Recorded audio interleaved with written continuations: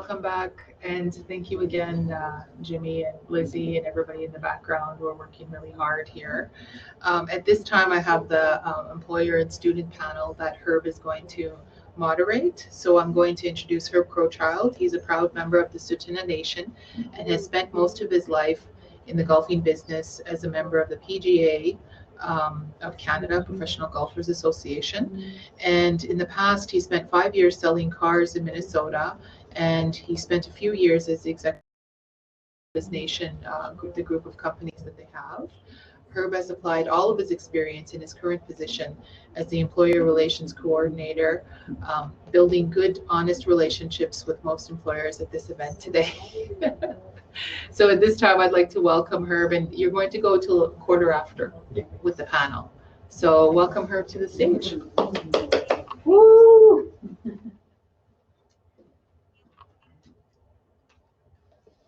Good morning, everyone. So we're just bringing the panel to the stage right now. Jimmy's doing that as we speak. So I just want to acknowledge the elder, Francis, for his prayers this morning, and everyone else for showing up this morning. I wanted to give a special thanks to Service Canada for all that you've done for sponsoring our event, Indian Relations, Government of Alberta. Special thanks to our sponsors as well, TC Energy, Graham Construction. Check out all the banners. They're on the floor mode. When you go back, you'll see them on the sides of the table. Check them out. And of course, what we want to talk about here on the panel is the importance of Dr. Linda Minigun's keynote speech from the last couple of years. If you've heard it, great.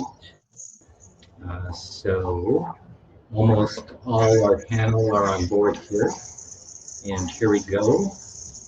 A few more questions, or sorry. So what we're going to do here is we're going to accept questions that are in the Q&A. So if you open up the chat, you'll see the chat highlighted, and then you'll see the Q&A, which is on the right side of your screen.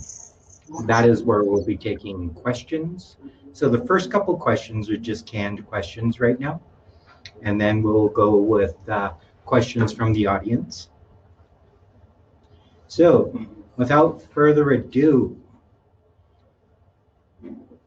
the question was posed that we created was, for all of you who had summer positions last year, 2020, what was it like to onboard via Zoom or Teams or any other platform that your group used? So we're going to go with the employers first, and we can start off with Chelsea Metcalf.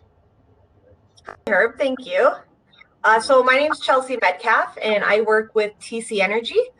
Mason Morning Bull, who's on here as well, she was a summer student on our team last year, so we're happy to have her on the team. So onboarding her was new for both of us. As the employer, we use Teams to onboard, and Amazon Workspace as the virtual platform to onboard her with. So again, with the pandemic hitting us just prior to her starting last year, it was a learning experience for both of us, but it was really important that IT was reaching out and myself with Mason early on before her start date, ensuring that she had everything she needed to get started.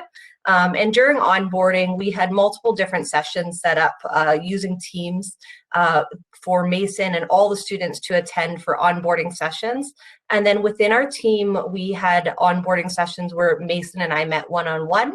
I partnered her with a couple individuals on the team, Lisa and Kelsey, and she met with them one-on-one, introduced her to the team as well. And so what we found is it was really important to onboard with a lot of communication, lots of meetings set up, providing lots of information. So Mason could start to build her network, know who to talk to, know who to reach out to, you know, have those standing meetings set up in Teams.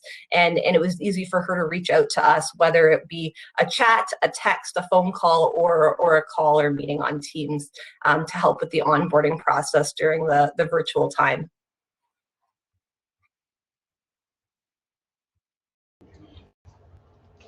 And then we're going to go with Lauren Rempel. Lauren, if you can introduce yourself. Thanks, Herb. My name is Lauren Rempel, and I work in HR at the University of Calgary.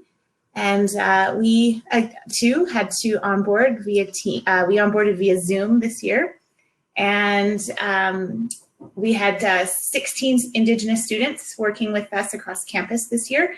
And what we really tried to do was, instead of having just the one time of onboarding, we tried to have a good experience throughout the entire summer. So students were onboarded with an orientation, and then were put into breakout groups. And the breakout groups were an opportunity for students to build their own network amongst a cohort of people and individuals who are really going to be part of their network as their careers grow. So that was the intention of the breakout groups.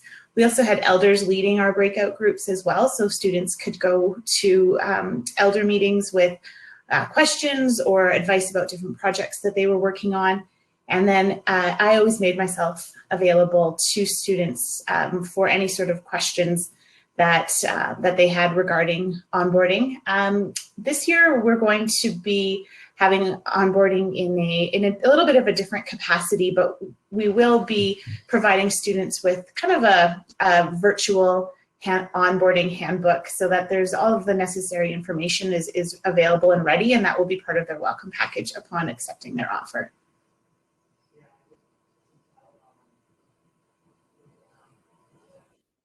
That is great. Thanks, Lauren.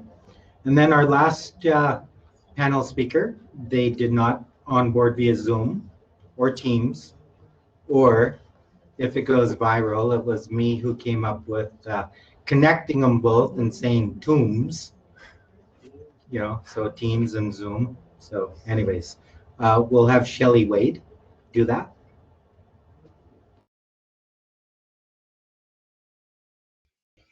Good morning, everyone. My name is Shelley Wade, and I'm a program manager with Trellis located in Strathmore. And like Herb was saying, we had a bit of a different experience onboarding Sadie, where we, given the nature of our organization and the programs and services that we deliver, Sadie was onboarded in person. And mind you, with all of the COVID restrictions, we run outdoor programming over the summer to ensure that we could support Sadie with some meaningful learning. Sadie was also connected to our cultural Indigenous coordinator at Trellis, as well as the other Treaty 7 students within the organization. In addition, Sadie was orientated to the agency versus through some trainings offered by our agency for all employees. Thanks, everyone. All right, thank you very much. So we're going to ask the same question. And the reasons we came up with this question was because of COVID and what we really wanted people to know, because it seems like COVID's going to be here who knows how long, but for a lot of our employers, it may move directly into the summer.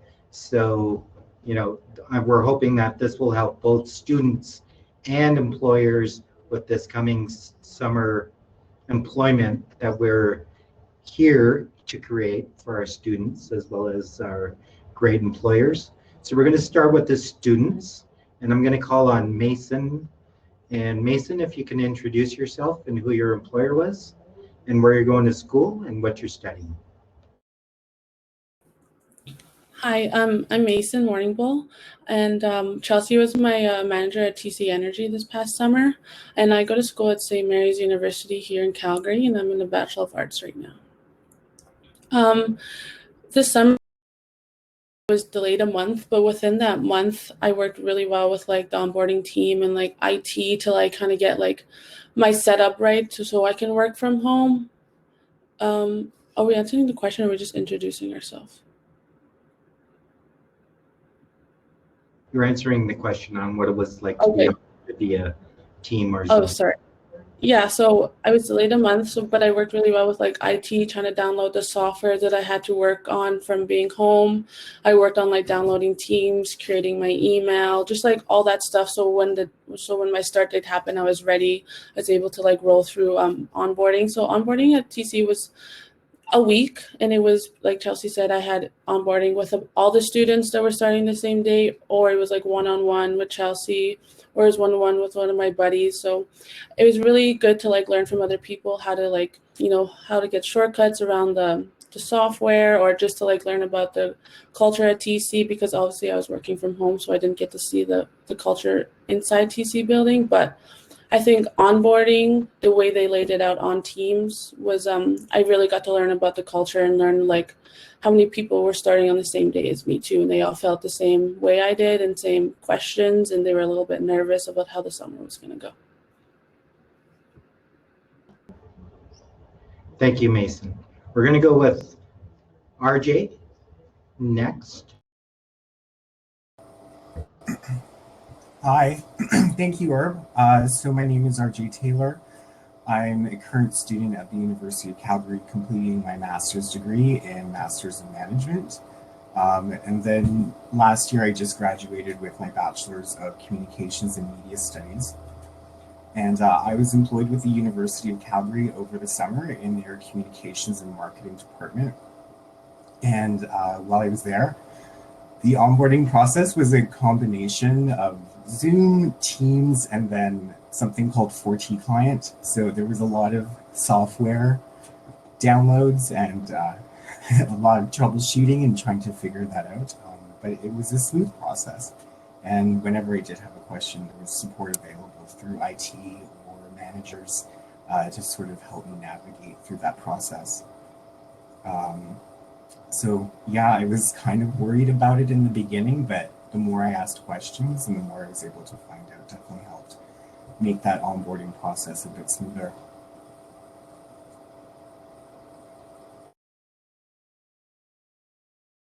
All right, Sadie, you're up next. If you want me to repeat the question, I can. If not, go ahead. So hello, everyone. My name is Sadie Jerry.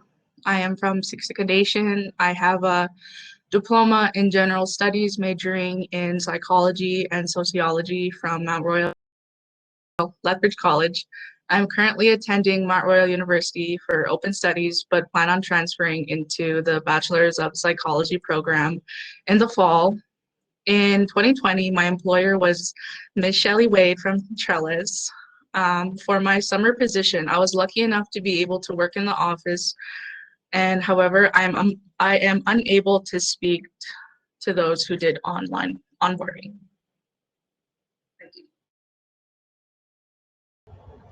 All right, so our next question is, what was the process like and how did you get through it all with the pandemic, not seeing people face to face, this being a new process for every employer, every student, and having all the new normals that are in place today? And we'll go with the students first. So we'll start back with Mason. So my experience with the summer was very different compared to others, but I think just like getting to know my team, the contracts team, I always tried to have my camera on. I had one-on-one meetings with anybody or group team meetings just because I wanted to see each other's faces and I wanted to like just like have a chat and stuff like that. So that's how I got to know my team throughout the summer. And we also like throughout the summer I got to connect with them with like things in common like golf or hiking or outdoors. So that was good to like, even though I wasn't there, we still all connected on a different level. And they're really easy. Like if I ever had help, it was really easy just to email Chelsea or email one of my buddies just to be like, I need help. And we'd set up a one-on-one and we'd work through it on Teams, share a screen. So I think that was with the good experience I had. And it was different. I think it was different for all of us, but I really enjoyed my summer at TC. They made it really helpful to like walk me through stuff, or like once I got it, then I can work on my own. So they were really welcoming to me, and I'm really thankful for that. All right. Thank you very much, Mason. We'll go to RJ. Hi. So I worked in an volume up a wee bit, RJ. Sorry, didn't mean to interrupt you. Oh, sorry. Am I good to go? Okay. Onboarding was quite, or that not. It kind of gets tiring to be on camera all the time, and I understand the value in that and how important that is.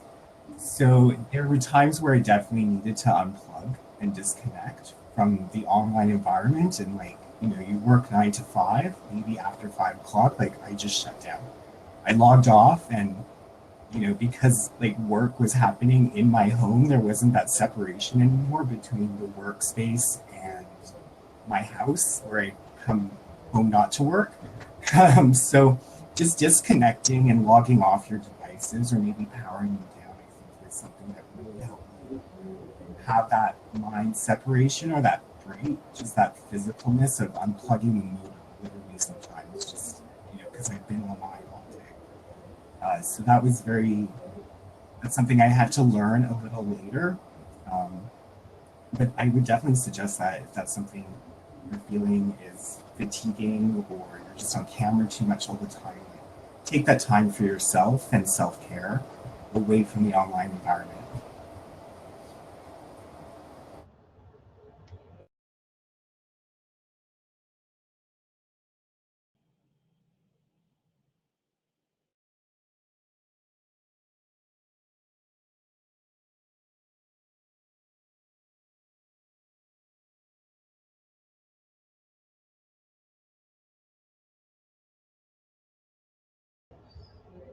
Oh, my camera.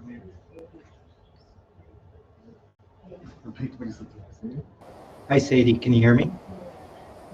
You can talk about the process, about what it was like to work through the summer with COVID, and how you got through that, working with a employer in Strathmore.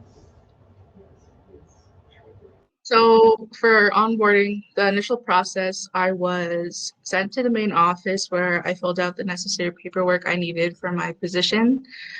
Afterwards, I was sent to Strathmore, where I met Shelley and the rest of my coworkers. From here, I was given a tour of the building and learned more about what Trellis is and what I'd be doing for the summer. The types of things that I did during the summer was that I participated in a bandage making program that I helped facilitate with 3 other Indigenous students that also work for Trellis. I also got to engage with the residents of Strathmore with a program called Mother Goose in the Park, which basically puts up childhood education and programs, and basically provided a stress reliever to COVID and everything. So that's on my end. Thank you. All right. Thank you very much, Sadie. We'll go back to Chelsea. And the question is, what was the process like, and how did you get through it all? Thanks again, Herb. So yeah, as Mason said, some of the key things we did was turning on our video, so we were able to connect throughout the summer in person. And then some of the things we talked about with onboarding, we continued through. So having those buddies for Mason to meet with on a daily basis, always being available to reach out if she had any questions throughout the summer. And we set a lot of goals. So goal setting was a big part of what we did, long-term as well as short-term weekly goals. Mason, was setting her own goals and completing them each week by the end of it as well. And one thing that stuck out is she did a wonderful presentation to her peers in leadership at the end of her term on her experience. And some of the things that she highlighted in there that stuck out to me was, one, the Indigenous mentorship student program that we launched, where we connected her with Ming Lee. And Mason and Ming Lee had one-on-ones and connected on both both a professional as well as personal level, to the point where they're still meeting actually after her internship was completed. They still keep in contact and even met for lunch. So it was great to see that relationship really grow throughout her experience at the company. And then the other was she worked on an incredible project where we were implementing a brand new contracting system, that would be used internally and for all of our customers. And she provided key recommendations that we took all of her recommendations and they were implemented into the launch of that system. So we were really fortunate that even though we were working virtually, there was still some great work to be done, and we were able to still connect over Teams and get that work pushed through.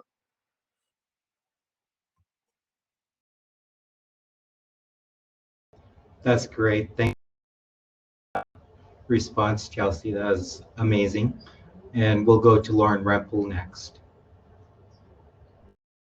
Thanks, Herb. So regarding kind of getting through the summer, so we didn't actually have a student in HR this summer. So my role was really, from a recruitment perspective, was from kind of candidate care, getting all of our students hired and organized into orientation and breakout groups and our elder breakout groups, and then also pivoting our programming from being in person to virtual was really quite challenging.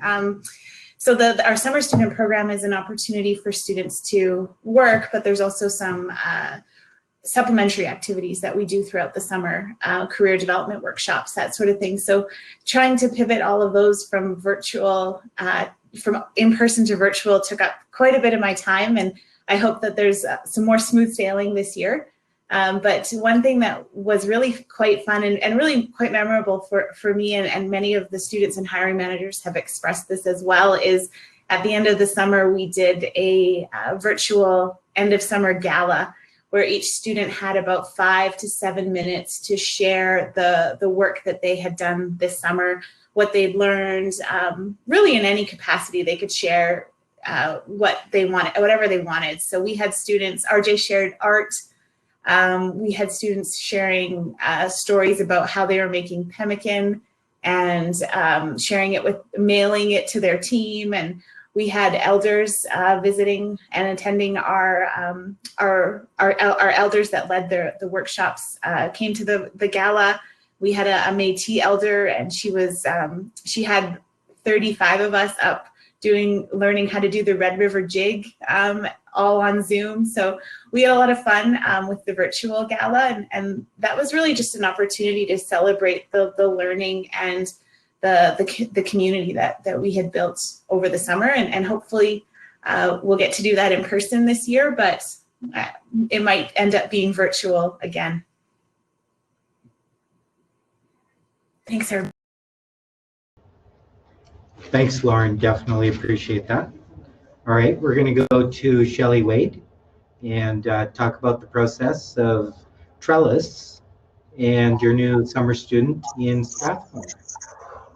Thanks very much, Herb. And like Sadie mentioned, we were very fortunate to be able to support Sadie's learning with our programming for children, youth, and families. We moved those programs outdoors, and like Sadie was expressing, she loves Mother Goose in the Park, which is a big hit here in Strathmore, and we hear she's looking forward to another summer of singing and rhymes and stories in the park. I'm really proud of Sadie. She took a leadership role in terms of delivering her own programming while she was with us, bannock making and rock painting, but just also being a support to share Indigenous values and the culture to the town of Strathmore and our rural areas. Thanks. Thank you very much, Shelley. We definitely appreciate that. All right, so our next question is, how did Dr. Linda Menigan's speech and keynote speech over the last couple of years, or if you're a new employer this year, how has your personal background to guide you through the process of taking on an Indigenous post-secondary student? So we'll go with Chelsea. Thanks, Herb. So this is my first time attending this year's symposium, so I'm looking forward to hearing Linda speak later today. So mine would be, I guess, sharing based off of my own personal experiences or background. I thought back to my first summer intern position where I was coming out of a technical automotive program and into the automotive industry. Only female in the departments that I worked in, as well as one of 4 females in a 200-person company. So I just, thought on those experiences and wanted to ensure that there was an inclusive, respectful environment that everyone, including Mason, felt that they could speak up, share their ideas, different perspectives. And so that's what that I know that Mason, again, we talked about some of the great ideas she brought forward, and that I was happy to work with her and create that type of environment.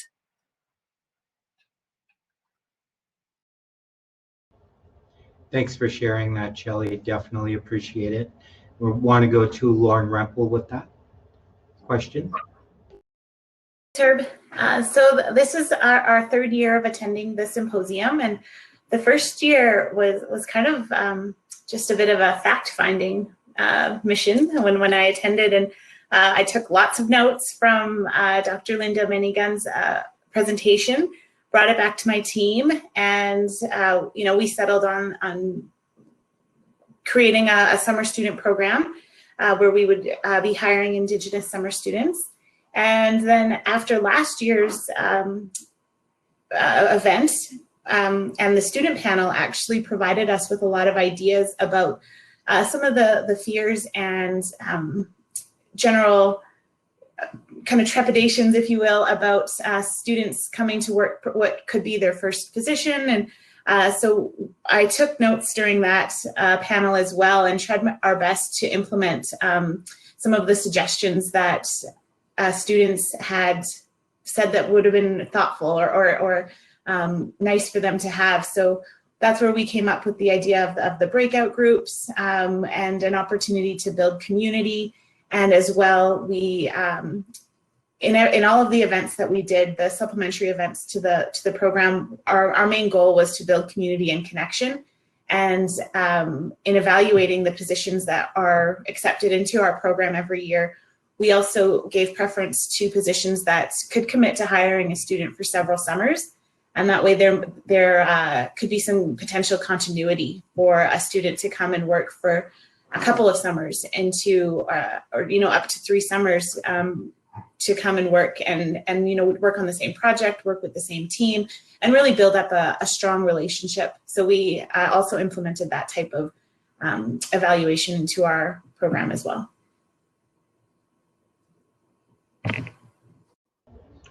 Thank you very much, Lauren. We'll go to our last employer, Shelley Wade. Thanks, Herb. This is my first symposium as well. While we've had others at Trellis that have attended these symposiums, they are currently on a maternity leave, so this is a new game for me. But what I can say is that I read some information that Dr. Miniguns had presented on when it came to Indigenous loss, and I really appreciated the deepened understanding of the importance of community networks and relationships with a high funeral rates on reserve. And like Lauren just spoke to, we too are looking at longer term employment. Sadie will be returning to work with us again this year, and we're super excited to be able to continue to build those relationships. Yeah, thank you.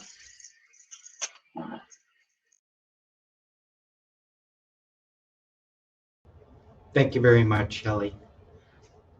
All right, so this is a question to the students. What could you say to your fellow treaty status students who are working for the first time in a non-Indigenous environment for this coming summer? Um, we'll go with Sadie first. Sadie, Jerry?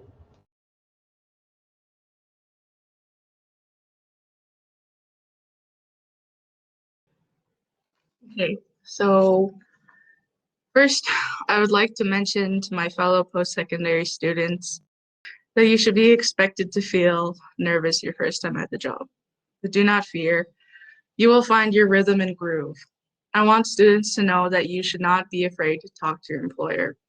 They are there to support you and make sure you have a great summer learning experience. I would also like to encourage students to talk to your coworkers. You may be surprised that you guys share common interests. Lastly, in the long run, represent yourself well as an Indigenous youth as it will benefit yourself as a student and will add on towards your professional career in the future. And to end it off, have a great next 3 days, and I'm excited as well. Thank you. Thank you very much, Sadie. RJ? So the question is, what would you say to your fellow treaty status students who are working for the first time in a non-Indigenous environment? I would suggest that you ask a lot of questions. I'm sort of a shy, reserved individual, and it doesn't always come easy to me to ask questions, and I sort of try to figure it out on my own, but that's not working really smart. It's not, it takes longer. So there's information that you're unsure about and you need reassurance and clarity. That's your right to have. You're being hired to do a good job, and you want to learn as much as you can during your time.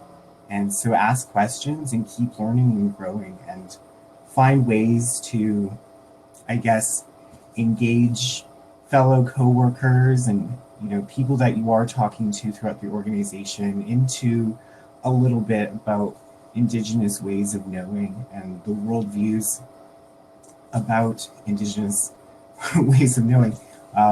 So don't be scared to ask questions, and bring some culture into the organization too.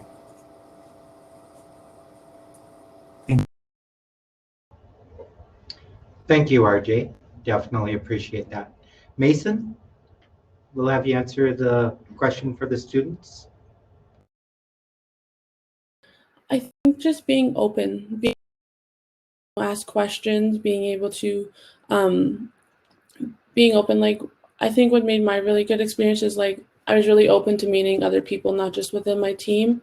Being open, like I know I was a little bit shy sometimes, but I think once I was able to be open and understand that like they know they're talking to a student, they know that I'm a student, I'm trying to get my first steps into the work world. So they're always open. They're always like willing to help you. And like my first week of onboarding, before I started onboarding, I was so nervous.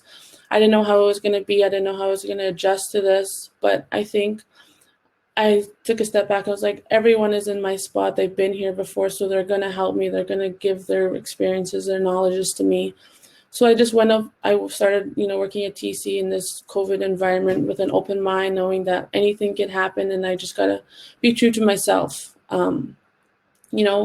I've been in situations where I've been in a new environment before, so I just said, I tried to take my own experiences, but then also know that when I get to this workplace, when I get to working with TC, that they're gonna help me along the way. And they did a really good job in helping me and be open to, working at home. Chelsea was always saying if you need a break, take a break, because she understood we're all working from home, we're all in a different place. So it was really good for them to be open for me and just adjust. So I guess my advice would just be open, be true to yourself. And understand that it's okay to ask questions because everyone has a question. So, yeah. Thank you very much, Mason. So I'm going to put it out there that if you have any questions for the student panel, please put them in the queue NA, and I'll read them out loud, or Jimmy can bring you to the stage, whether you're a student or an employer. Feel free to ask any questions. What I'm going to do until I see that we do have questions, because we have 13 minutes left before I get the hook. Some of the tips that I recognized for myself, my job as the employer relations coordinator has been to do a lot of driving. I drive in southern Alberta, out to Morley, so I go see Banff, Cochrane, as well as Canmore, and I look for employers there. I go to the smaller communities like Strathmore, Lethbridge, and I'm also looking for, a number of different employers to hire our First Nation youth as well as students. And then, so with COVID coming into place, my restrictions of travel became less and less and less. And so I've had to work staring at a monitor, especially over the last, since January, when the second stage of restrictions came in. And all we did was, stare at a screen. And I lost it every day because I'm looking at a screen that's 2.5 feet in front of me. And usually what happens, okay, we got a question here. So I'm just gonna finish this first. Usually what happens is you go back home, you turn your computer laptop down, and you turn on the television screen, which is another screen.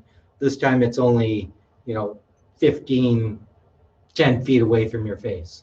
So your attention kind of gets stuck on something that's fairly close in front of you. So me handling that is going out for a drive, and just looking, or going for a walk, and, directing my attention to other places. But we're going to go to Mark Shilliday, who has a question. We're going to bring him up on stage.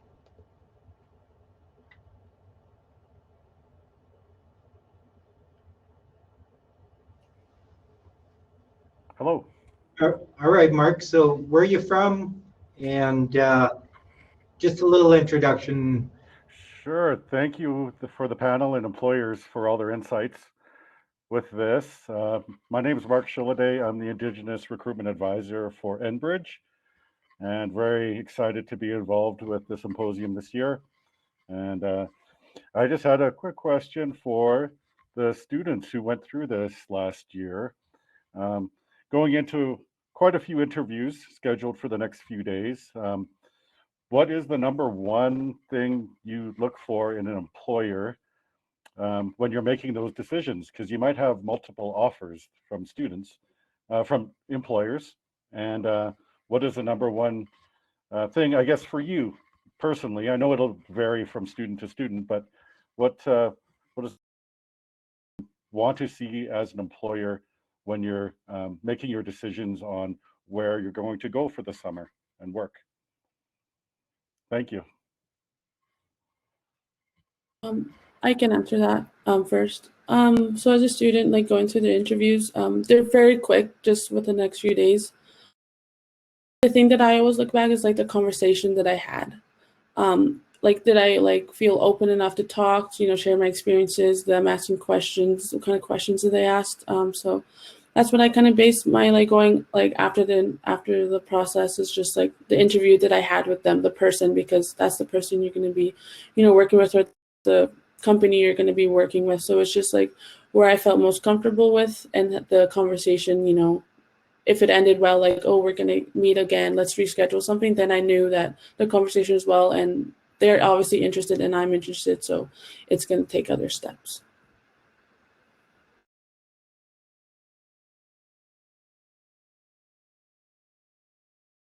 RJ, would you like to answer that question as well? And Sadie?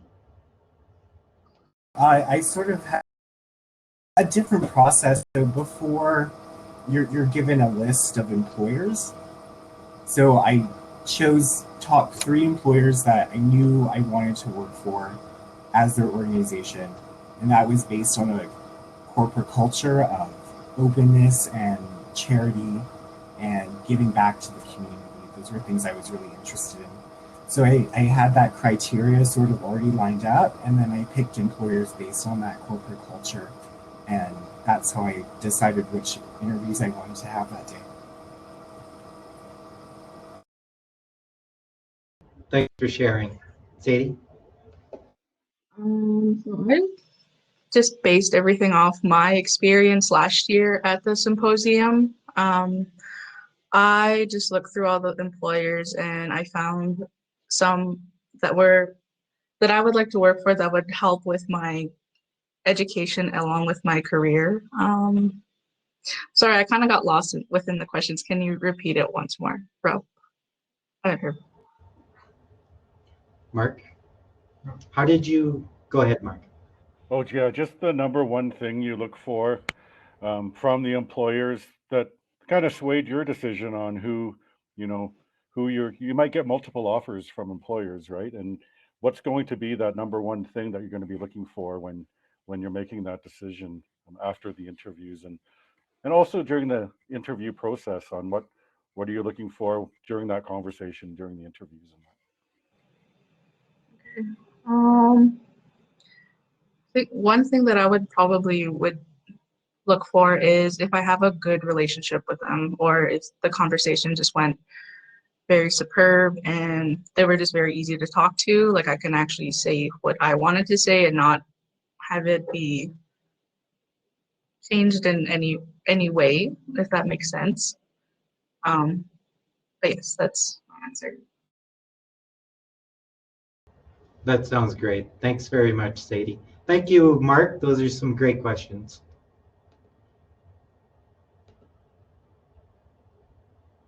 All right, we'll go to a question in the chat. To the students, what is the most important thing you would want to know about a prospective employer? What would you want to hear from your new management team in your first conversation with them? Let's start with Sadie. I would probably want to hear that I would be able to do some working within the office, just so that I'm able to meet my coworkers and actually know who they are and not just talk behind a screen. So, yes. Thanks. Thanks, Sadie. We can go to RJ next. So what would I look for in an employer initially?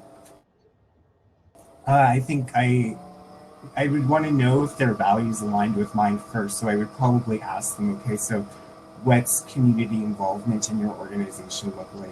Sustainability and environment and those sorts of focuses that I would want to hear about first, what you're doing in the community, what have you done, to support other people trying to advance their career in your organization. So those are probably the first things I'd be more interested in hearing. All right, thanks very much, RJ. Mason?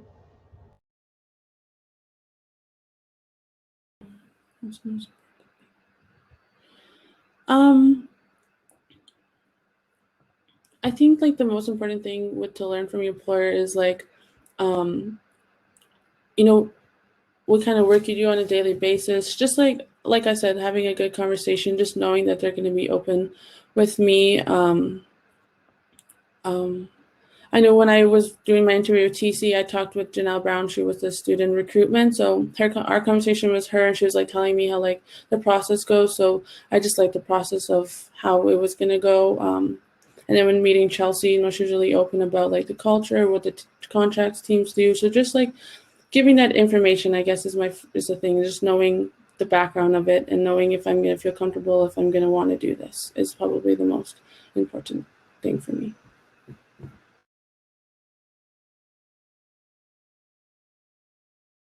Thank you very much. We're going to bring Jamal to the stage to ask a question, be the final question, and then we're just going to give about 2 minutes each to the employers this is new to the panel and to our event, to plug their company each and every one of them. Thank you. Jamal? Thanks a lot. Hey everyone, how's it going? Quick question for all of you. Curious about your thoughts on being geoflexible and willing to relocate for a role. Employers these days are many are very keen on having candidates, especially student candidates, be willing to move to another location for the different offerings that they have. And I was just curious on your thoughts on geoflexibility in general, and as a student, whether it's something that you're, willing to engage in, or any thoughts that you have. So that is great, Jamal. So because it was such a long, putting that in the chat so that the students and employers can read it. Sure thing. We can go with the students first. Mason?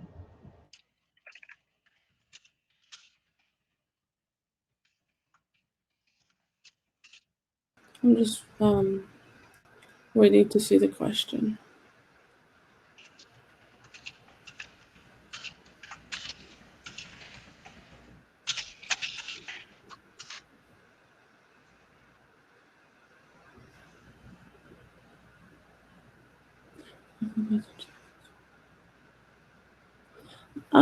I think being as a student and being like my personal self, I would be open to maybe for a new location. I see this I think a lot of students they want to be close to home. They want to if they're going to move to a new location, if it's just outside the city, they want to know if they would be able to, be closer to home or whatever. But for my personal thing, I think I'd be kind of open to, a new location because it's new experiences. I've always been being open-minded to new experiences and learning from, on a different role.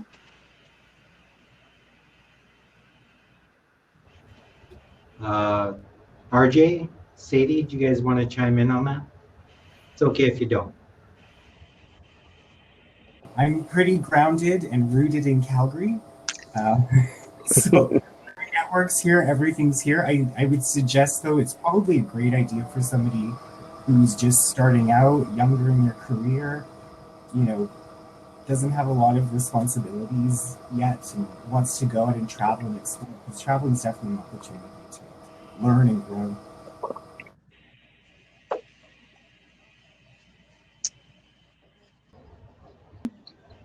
In my personal opinion, if I had the option to relocate, I would, just because it's a new experience, and with these new experiences, there's so many things that you could learn, and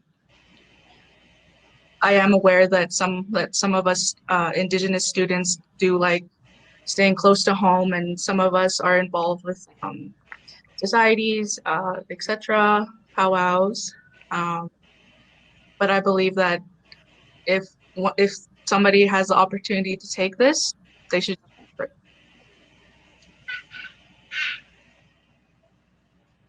Thank you very much. So we're just going to start in with wrapping things up. So I want to start with Shelley Wade with Trellis. You got less than 2 minutes and thank you very much, Jamal, for your questions. That was very. Thanks a lot for having me. Talk a wee bit about Trellis. Thanks, Herb. For those of you that don't know, Aspen and the Boys and Girls Club recently merged to form our new agency called Trellis. We are a non-profit organization that supports vulnerable children, youth, and families. And we are very proud and honored to be in relationship with Community Futures Treaty 7. And this has been a great experience. Thanks very much, Herb. Thank you very much, Shelley. Lauren Rempel. Thanks, Herb.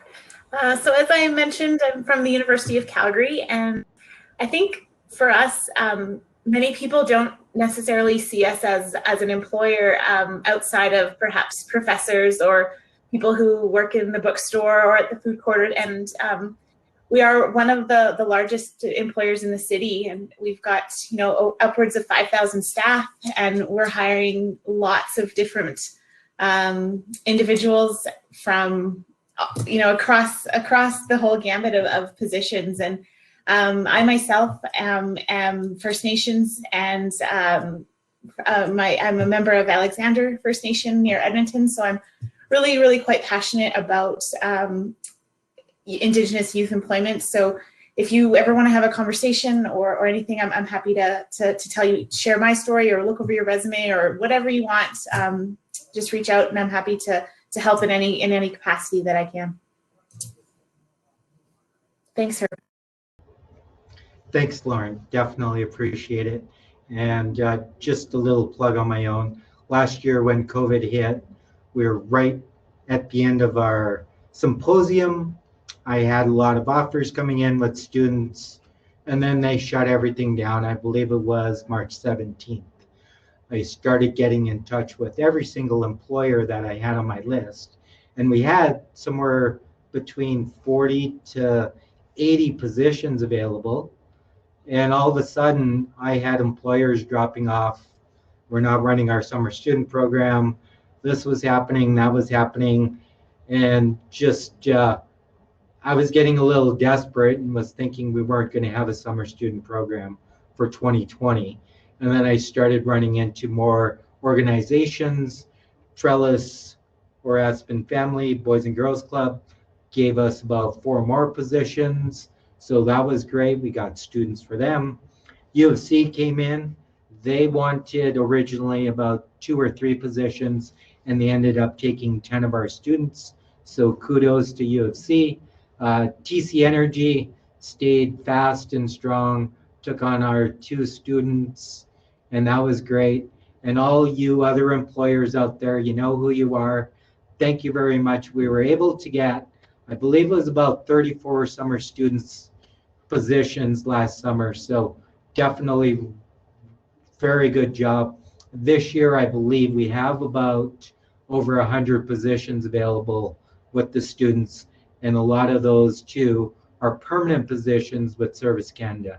So Service Canada is definitely one of our largest employers here at our 2020 Treaty 7 post-secondary summer employment. And now I'm going to give it to Chelsea and TC Energy.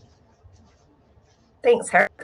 Yeah, so for those who don't know TC Energy, we are an energy infrastructure company. So getting energy to people safely, reliably, sustainably. And so, you think of the lights that you turn on in your house, the heat you have to heat your home, and the energy used to travel to get places. And just that's really what our company is all about. And also, I heard, RJ talking about giving back, and just makes me thankful to work for an organization that really gets involved in our communities, giving back, and has a really great match program, and that I've been active and involved with over the years. So it's a good company, and I hope you guys check it out. We've got a couple tables here, and you can learn more about it by jumping into one of our tables and chatting with some of the people from TC there. Thanks, everyone. Thank you very much. Round of applause to our employers and our students. Thank you very much. We really appreciate this. And hopefully next year it's back in person. If not, we have this as experience, and hopefully our students and employers will get us more information a lot sooner. But we really appreciate all your contributions, wise words, and I'm just going to pass it back over to Lola. Thank you. Stay here though. I have a gift for you.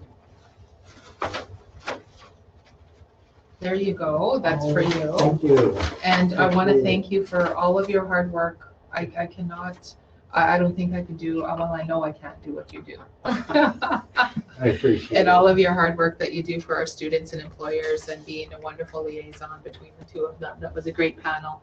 Thank you all to the panelists as well.